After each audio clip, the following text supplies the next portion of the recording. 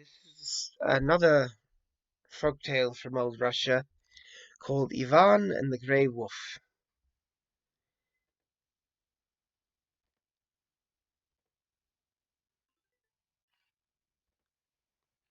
In a certain kingdom in a certain land there lived a king called Berinde. He had 3 sons. The youngest was named Ivan. The king also had an unparalleled treasure, a wondrous garden in which they grew an apple tree with golden apples. One night someone began to sneak into the king's garden to steal the golden apples. The king mourned the loss bitterly. He sent warriors to stand guard, but no one could find the thief, and yet the apples continued to disappear. The king stopped eating and drinking. His sons worried and comforted him. "Don't worry, father, we will stand guard ourselves." The eldest said, "Tonight is my turn." The eldest said, "I will catch this thief and bring him to your swift justice." And so he went back and forth. He walked for an hour, 2 hours. Finally, he sat down on the soft grass. Before he knew it, he fell asleep. In the morning the king said, "Well, my eldest, will you bring me tidings of joy? Did you catch the thief?" "No, dear father," he answered. "All night I walked back and forth, never closing an eye. I saw no one." The next night the middle son did the same. Back and forth he walked for an hour, 2 hours. Finally he sat down on the soft grass. Before he knew it, he fell asleep. He was asleep. In the morning he said he saw no one. Then came Ivan's turn. Ivan walked back and forth, not even daring to sit down, much less lie down, for fear of falling asleep. No sooner did his eyelids droop than he washed his face in the fresh dew from the grass. Half the night passed, then it seemed as though he saw a dream. The garden was alight. Brighter and brighter grew this light. The whole garden shone as in the middle of a sunny day. Then he saw a firebird landed on the apple tree and started to peck at the golden apples. Quietly and stealthily, Ivan the Prince crept up to the bird. Jumping up, he reached for it. The firebird flew up faster and faster than he thought possible, and away beyond the garden wall. All that was left in his hand was a single brilliant feather from her tail. In the morning, Ivan came to his father. "Well, my dear Venushka, uh, Venusha, did you see the thief?" "My dear father, catch him I could not, but I saw who it was, father. It was a firebird." The king took the feather. Joy returned to his heart. He ate and drank and made merry again. But the feather, brilliant as it was, started to eat away at his thoughts. And so one fine morning he called his sons into his presence. "My dear children, who of you will saddle your fine horse and ride across the wide world to find me, the firebird?" All 3 sons bowed to their father and rushed to the stables. The eldest rode in one direction, second in another, and Ivan the Prince chose yet a third. Whether a long time or a short time, Ivan the Prince rode and rode.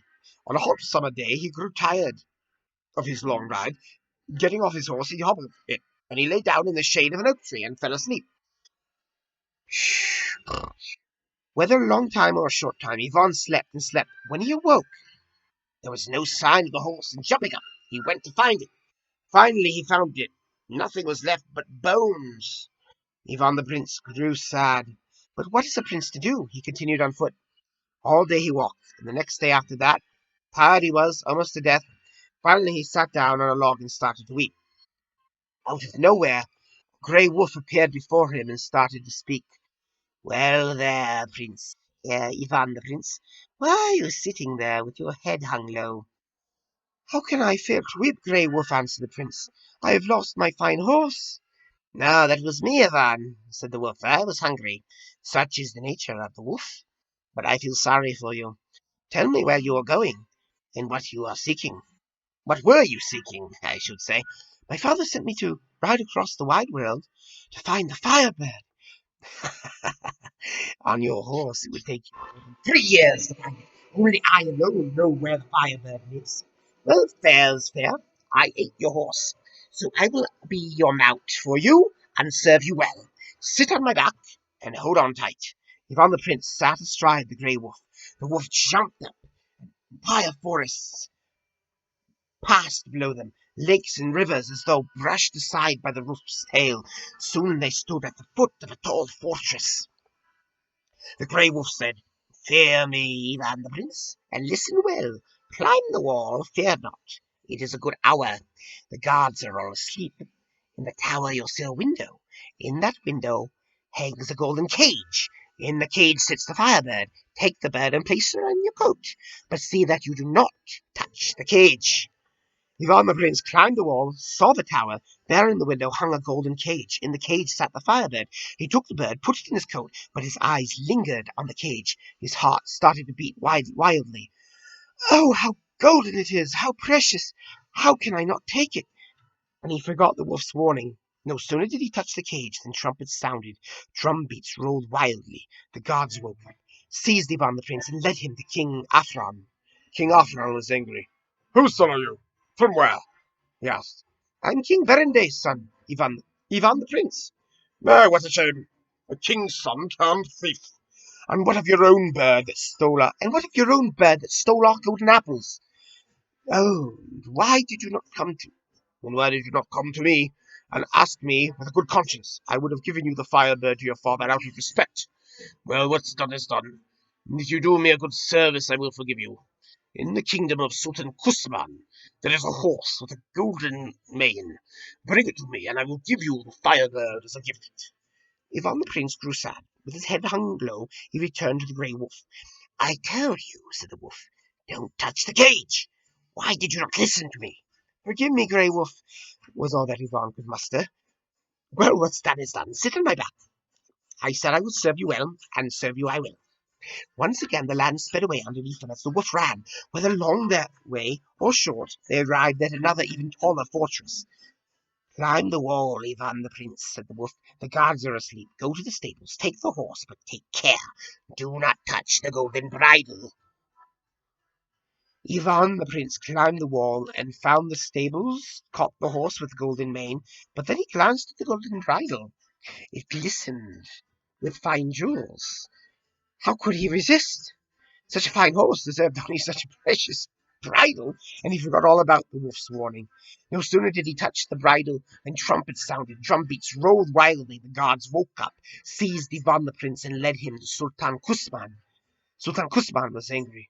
"Whose son are you? From where?" he asked. "I'm King Berenday's son, Ivan the Prince." "Oh, what a shame! A king's son turned thief. Well, what's done is done. If you do me a good service, I will forgive. The king of the neighboring kingdom, Dalmat, has a daughter, Elena the Beautiful. Bring her to me, then I will give you the horse and the bridle."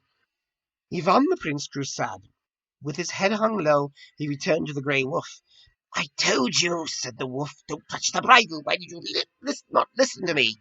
"Forgive me, grey wolf," was all that Ivan could muster. "What's done is done. Sit on my back. I said I would serve you well, and serve you I will." Once again the land sped past them as the wolf ran. Whether long they rode or short, they arrived at yet a taller tower.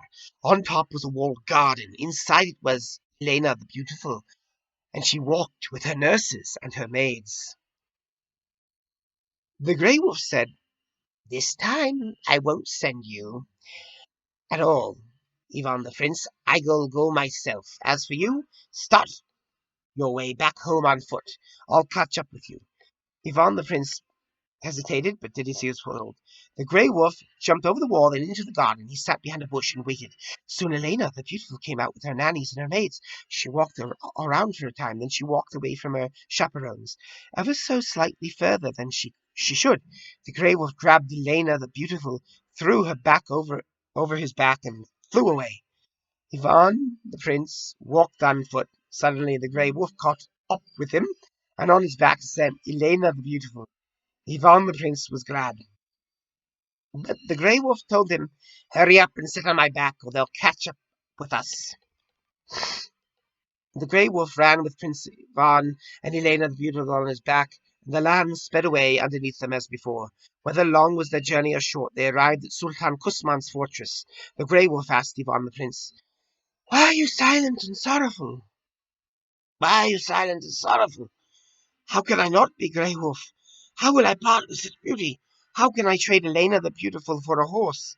The grey wolf answered, I won't separate you from such beauty. We'll hide her somewhere. I will turn into Elena the Beautiful. Lead me to the king. So they hid Elena the Beautiful in a forest hut.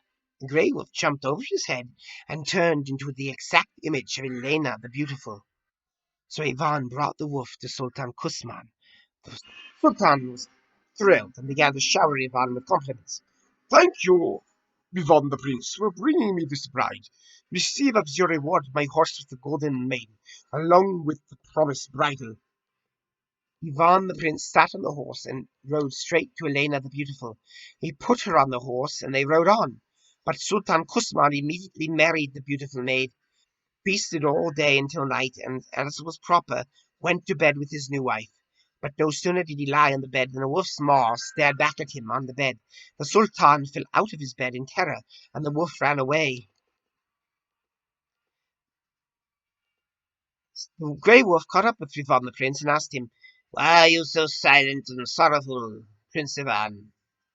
How can I not be sorrowful? I don't wish to part with this treasure. How can I trade such a horse for a firebird? Don't be sad, I will help you. And so they arrived at the fortress of King Afron. The werewolf said, Hide the horse. Hide Elena, and I will turn into a horse with a golden mane. Lead me to the king. They hid the horse and Elena in the forest. The grey wolf jumped over his own back and turned into a horse with a golden mane. Ivan the Prince brought him to King Afran. The king was thrilled, immediately gave Ivan the firebird in its golden cage.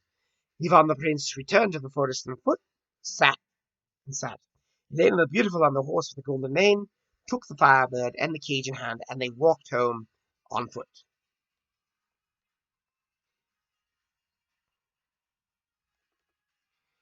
King Afran demanded that the horse be brought to him. No sooner did he sit on it that the horse turned back into the grey wolf. The king fell down from sheer terror, and the grey wolf ran away back to Prince Ivan. And now farewell, Ivan. I can go no further. Ivan the Prince bowed 3 times to the earth before the wolf, thanking him with great respect. But the wolf said ominously, Do not say farewell, for I may still be of service to you. But Ivan didn't believe him. How can he still be of use to me, he thought. All my desires have been fulfilled. And so he sat on the horse with the golden mane, and both he and Elena the Beautiful rode on with a firebird in hand. Soon they grew tired from their journey. They ate a bit of bread, drank a bit of water, and lay down in the shadow of an oak to sleep. No sooner did Ivan the Prince fall asleep than his brothers rode by. All that time they had travelled the wide world seeking the firebird, and they came back empty-handed. They rode and were surprised to see Ivan, and not only was he there, but he found he had so many treasures. And so they made a bargain. Let us kill our brother, and the treasure will be ours. They cast lots, and one of them won the horse, and the other Elena. And they killed Ivan. They took the horse, the firebird, and Elena, and her they warned to say nothing. Do not say anything, or it'll be your death as well. Or you will definitely regret it. Ivan, the prince, lay at the foot of an oak tree dead. Already the ravens descended to feast on his remains. Suddenly, out of nowhere, the grey wolf appeared and grabbed the raven with its chick. Go, raven, and find the living water and the dead water, and bring it to me, and I will release your chick. The raven, what could he do? He flew away. And while the wolf held the chick in his mouth, whether he travelled long or short, the raven brought the living water and the dead water. The grey wolf sprinkled Ivan with the dead water. All of his wounds closed up. He sprinkled him with living water, and the prince came back to life. He stood up and stretched, and yawning, Oh, what a wonderful dream I had! A wonderful sleep, echoed the wolf. If not for me, it would have been permanent. Your own brothers killed you and carried away all your treasures. Sit on my back quickly. They raced in the brothers' wake, catching up with them just as the brothers rode into sight of hearth and home. The wolf attacked them, the wolf and tearing them to pieces, scattering the bits all over the fields. Ivan the Prince bowed again to the grey wolf and parted with him for all time. Ivan the Prince returned home on the horse with a golden mane. He brought his father the firebird, and Elena the Beautiful he took as his bride. King Berenday was glad and asked his son about his adventures, and so Ivan told him everything, how the grey wolf had helped him, how his own brothers had killed him while he slept, and how the grey wolf tore them to pieces. The king mourned, but only for a time, and Ivan the prince married Elena the beautiful, and they lived together with no sorrow ever darkening their days. And that was the story of Ivan and the Grey Wolf, an old folk tale from Russia. If you're interested in a complete retelling of this story, I recommend checking out a book by an author, Russian author named Nicholas Kotar, and Kotar, Nicholas, called The Song of the Sirin. And that is all for our Russian folktale Saturday. Good night.